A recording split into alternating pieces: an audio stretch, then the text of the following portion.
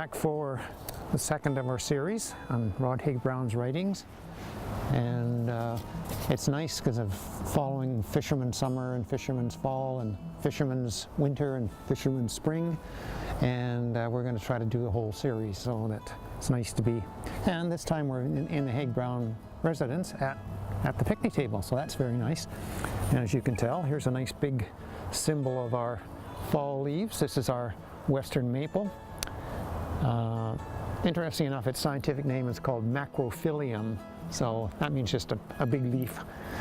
And then here's a nice little small red leaf. And we were just talking, that Marjorie and I, about the really intense bright colors this year, and I think that's probably because it was such a lovely long hot summer. Not so good for people in Cache Creek and Clinton and places like that, but I think, and the lack of moisture has intensified the colors. So this time several books I've picked out of my library, and to start with, there's the man himself, and such a good photograph. And this is what was called Bright Waters, Bright Fish. It was written for the Department of Fisheries and completed just shortly before Rod died. And it's nice to be here and working with some of his writings. So, in tying in with the fall sort of theme, there's one here that's called Return to the River. Another classic, of course, Measure of the Year, which talks about all the months of the year and about the family. So I have an excerpt out of that I'm going to read as well. And the classic, which is why we're here, Fisherman's Fall. It's just such a well-written book. They're all so well-written.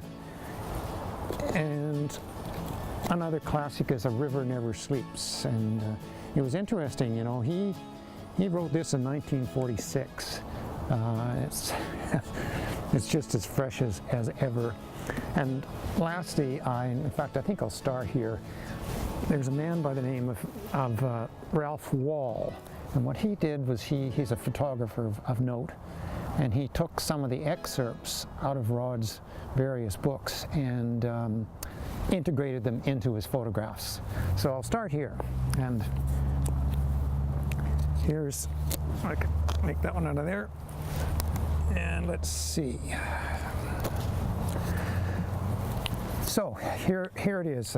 It's such lovely writing. He just puts words together so well. The death of the salmon is a strange and wonderful thing, a great gesture of abundance. Stemming the ocean currents as maturity grew in them, they found their rivers. Still in strength against the current, they found their spawning beds, and in them buried and fertilized the eggs of a new generation that would return in time to the same purpose and the same death. And now in November, they are dying, not just the weak ones or the old ones, the injured or diseased ones, but all of them. All the vigorous, flashing host that came in surging life through saltwater and freshwater only yesterday. It is strange that they should all die, not one escape. Strange that the design should be so exact, so closely functional. Strangest of all that, the change should be so abrupt from fullest life to rotting death, without intermission or gradual senility or growing weakness. Not like us humans, I think. Yet the dying salmon are not wasted. A whole natural economy is built on their bodies. Bald eagles wait in the trees. Bears hunt in the shallows and along the banks. Mink and marten and coons come nightly to the feast. All through the winter, mallards and mergansers feed in the eddies, and in freshet time, the herring gulls come in to plunge down on the swift water and pick up the rotting drift. Caddis larvae, that's like caddis flies, and other carnivorous insects crawl over the carcasses that are caught in the bottoms of the pools or against the rocks and the eddies. The stream builds its fertility on this death and readies itself to support a new generation of salmon. Just a beautiful piece of writing, that one. So let's see about this one. Let's try that one. Oh, I'll pick this one. This is Return, because we're talking about salmon coming in. This is Return to the River. And again, Rod wrote this in 1941. That's 76 years ago. And it's just a classic story, and it's about the Chinook run. And here's another piece in it. The lives and deaths of Spring and the other Chinook salmon described in this book, because he personified a salmon in this one called Spring, occurred more than 30 years ago in the early stages of the orgy of dam building that transformed the Columbia from a magnificent river to a series of freshwater impoundments. There never has been another such river on the face of the earth.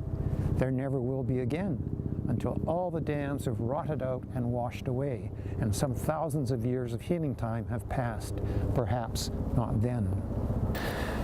And so this is another one that I've selected to read from today, and of course it's topical. It's Fisherman's Fall.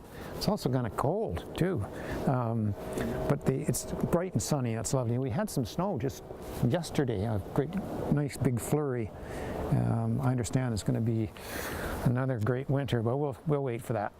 So out of this one, I've selected this passage. This is actually the introduction to a 1975 edition, and he had written this in 1964.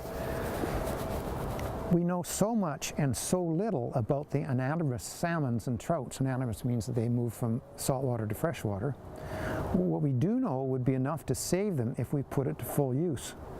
In British Columbia, where we are not cursed with main stem dams on our major rivers, we could hope to return all our streams to full fertility and maximum production.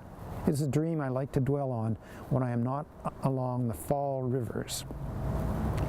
The salmon themselves clean and refresh the gravels of the stream bottom in their spawning activities. Later, their dead bodies feed fertility to the stream itself, benefiting all the creatures that use it, including their own progeny. There's a charm of interdependency in all of this, some magic statement of unity and completeness that gives promise of a return to rivers of primitive abundance. I love that sentence. There is a charm of interdependency in all of this, some magic statement of unity and completeness that gives promise of a return to rivers of primitive abundance. I believe we can achieve it, though there may have to be a little more order and regularity in the new abundance. So, and there's another one in here too that I think's worth reading.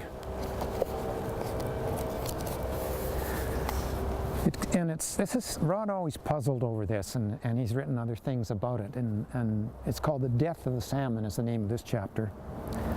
Do they all die after spawning? Yes.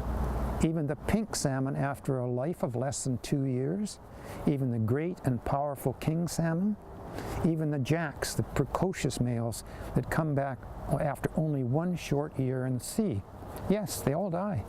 Not a single one of all the hosts upon hosts that come in from the sea lives to spawn a second time. And then he goes on to write, it is natural for a man to resent this, I suppose, to feel that it is wasteful and shocking, in some way unnatural. Many years ago, when I first came to the rivers of the Pacific salmon, I refused to believe it. After all, some steelhead and Atlantic salmon live to spawn a second time, even a third and fourth and fifth time. One sees them bright and clean and strong again in the rivers after spawning, and knows that the power of recovery is in them. For years, I searched among Pacific salmon for some sign of recovery, for even one fish that seemed to have renewed a grip on life. I did not find it. I've seen chum salmon back in salt water, but invariably they were pathetic, worn-out creatures still in the intermediate process of dying. Now, I have lived so long with this fact of collective, simultaneously death that I no longer resent or question it. Instead, I find it fitting and beautiful, certainly useful in some way, or ways that are not entirely clear, and a yearly occasion of high drama.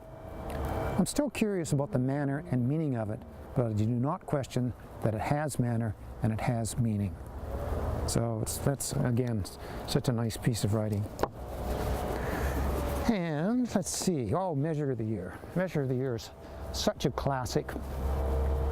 It's not so much about fishing, it's about family life, but within it he has some comments about fishing as well. And also, if I want to read some things about Mrs. Haig Brown, which I've done several times in the library, there's such a nice section about her on this. So, what do we got here? Again, it's about, you know, it's fall after all. The river is full of gulls in November because the salmon are dying. Generally, I do not find them interesting or too attractive. They fly beautifully and swim gracefully, but they are primarily scavengers and spend most of their time waiting with receptive dignity. I love that one. Until the river brings a dead fish and they turn suddenly to clumsy, pointless quarreling among themselves, often allowing something just as good to drift by unnoticed. And occasionally they attack a salmon that is still living. There isn't a reason in nature why they shouldn't. The fish is dying, exhausted and helpless, drifting or swimming weakly near the surface, his protective coloring long since destroyed by the contrast of white fungus patches against the dark pigmentation of spawning. He has no conceivable chance of going on living, and by the time they plunge their vicious, blood-spotted beaks at him, he is probably beyond fear. But I'm still sentimentalist enough to feel that a spawned-out salmon should die in peace or else in some sudden way. That's a good one. Okay, so let's have a look at one more here, and then I think we'll probably close on this quote. This is A River Never Sleeps, which is a classic one. Ken Rod wrote this in 1946, and this is a quote from the Seattle Post-Intelligence. Of course, both Rod and Ann had great connections with Seattle. Reading a Roderick Haig Brown book is an experience to be savored slowly and delicately. Studying him with care, even as he studies with care the living things he writes about. He actually is a poet who writes in prose. I love that sentence. He has been called a nature writer. He's not a nature writer. He is a philosopher who happens to touch on nature as he studies the world around him. And so we'll end there until we do our next one in the winter. Hope it's not snowing.